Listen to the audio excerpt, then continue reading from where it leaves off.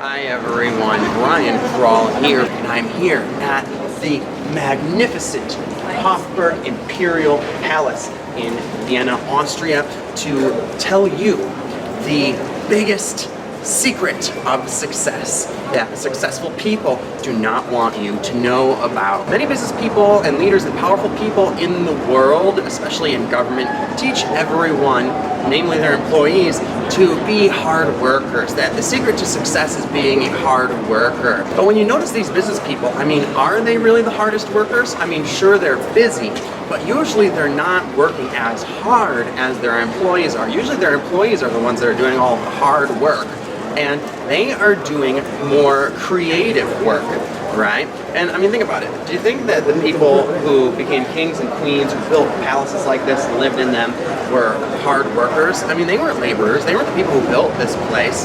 They were in power because of their mind. So the biggest secret to success that they don't want you to know about is that success is actually not about hard work at all.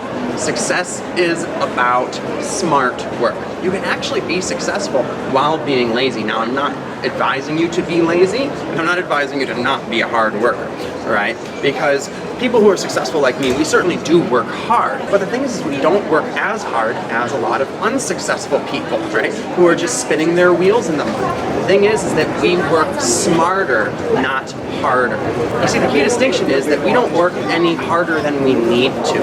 In fact, we find ways to make our work less difficult, and we work smarter, not harder. This is really difficult for people who have a really hard work ethic to comprehend, because they value hard work, because that's what makes them feel useful. And I'm reminded of a story of when my grandpa took over his farm from his mother, and he started wanting to implement all these changes. And he says to her, okay, there's this new technology and machinery out that can actually do this work for us and get it done better and more efficiently and in a fraction of the time, and really make our output exponential. And his mother was like, what? I don't need machines to do our jobs, okay?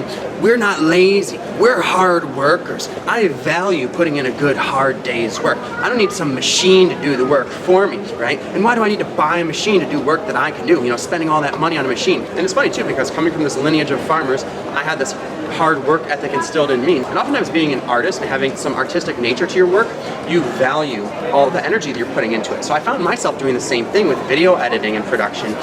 At one point I found that there was, some shortcuts I could be taking in my video production that would get it done faster and more efficiently, right? And at first I was resistant to that, because I was like, well, I've been doing it this way the whole time because I've considered this to be my art form, right? So I don't want to change that and take away some of the art in what I do. But the thing is that there's no point in working harder when it just means that you are expending more energy and more time to get the same thing done that could be getting done with less time and less energy, and then cause you to have exponentially more output and thus exponentially more input of money that you will receive for your work, right? So you've got to find ways to work smarter, not harder, okay? All of the successful people in the world are people who have found ways to get more work done with less time and energy by using their creative intelligence. So hard work is actually not the key to success, because you can't just keep doing the same thing more and more, harder and harder, and expect to be successful. You have to find better and better ways of doing it. You have to be creative and find the smartest way to do it if you're going to cultivate growth. So what happened in the story with my grandfather, he convinced his mother to let him invest the money in the new farm machinery. They got the job done in a fraction of the time without them spending any of their own energy, right? And even though they had to make an investment at first, they ended up getting exponential returns monetarily because their output was exponential. What happened with me with video production? Well, you probably noticed that my videos have gotten much better in quality, and I've also had a greater output in quantity in videos. So the key to success is not working harder and harder. It's working better and better, finding the most creative and intelligent ways of doing things, okay? It's all in your mind. Now a word from our sponsor, me. Do you value the ability to use words to do things such as compose meaningful sentences and speak the truth? Did you know that here in this great country of America, you have the right to free speech? And so do I. And if you don't support people who are exercising that right, then you are probably a fascist dictator. Just like the YouTube algorithm, which stifles the content of patriotic people like me who dare to speak out against the gynocentric, matriarchal, feminist regime that has been aggressively taking over our country. And if YouTube isn't going to promote my content and is going to suppress it instead, I can only rely upon you, my viewers, to show your support.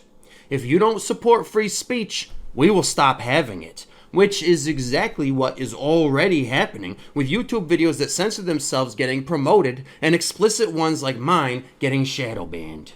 So, if you like listening to me use my free speech, make sure to press like and share and donate whatever you can with the PayPal link below. Don't make me work for free and get censored like a fucking communist. And with the presidential election coming up, your donations can literally be used to fund my campaign to get into the White House and abolish the matriarchy once and for all. Literally. Who would you rather have as your president? An old limp-dick liberal leftist cuck with noodly arms who's probably never been in a real fight in his life? Or a good old-fashioned, misogynistic, patriarchal man's man like me, with balls big enough to stand up to women, and who you can count on to speak out against them and tell it like it is. Fight the feminazi dictatorship. Spread the message of masculinism. Keep my work alive.